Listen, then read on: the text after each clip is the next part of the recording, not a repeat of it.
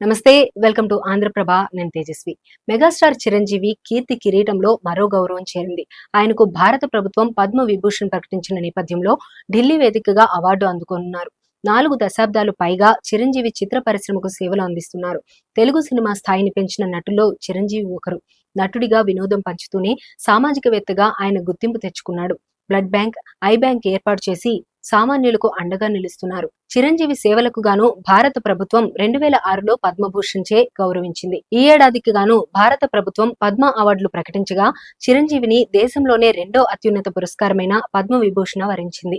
రాష్ట్రపతి చేతుల మీదుగా పద్మ విభూషణ్ అవార్డు అందుకునే కార్యక్రమంలో పాల్గొనేందుకు చిరంజీవి సతీమణి సురేఖ, కుమారుడు రామ్ చరణ్, కోడలు ఉపాసన సైతం ఢిల్లీ పయనమయ్యారు. ఈ క్రమంలో అభిమానులు శుభాకాంక్షలు తెలియజేస్తున్నారు.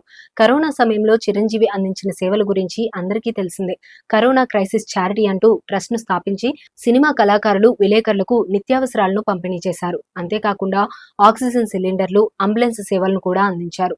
చిరంజీవితో పాటుగా వెంకయ్య నాయుడు, వైజయంతిమాలకు పద్మ విభూషణ్ అవార్డులు దక్కాయి. చిరంజీవికి పద్మ విభూషణ్ దక్కడంతో మెగా ఫ్యాన్స్ సంబరాలు చేసుకుంటున్నారు. ఇక 7 వయసులో కూడా చిరంజీవి వరుస చిత్రాలు చేస్తున్నారు. గత 2 ఏళ్లలో చిరంజీవి ఏకంగా 4 సినిమాలు విడుదల చేశారు.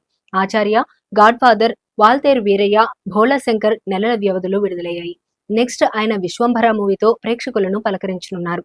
బింబిసారా ఫేమ్ వశిష్ఠ ఈ చిత్ర దర్శకుడు. సోషియో ఫ్యాంటసీ నేపథ్యంలో తెరకెక్కుతుంది. చిరంజీవి జంటగా త్రిష నటిస్తుంది. ఈషా చావ్లా, సురభి వంటి యంగ్ హీరోయిన్స్ సైతం జాయిన్ అయ్యారు. ఈ మూవీ కోసం చిరంజీవి రియల్ స్టంట్స్ చేస్తున్నారని సమాచారం. విశ్వంభర చిత్రంపై పరిశ్రమలో అంచనాలు ఉన్నాయి.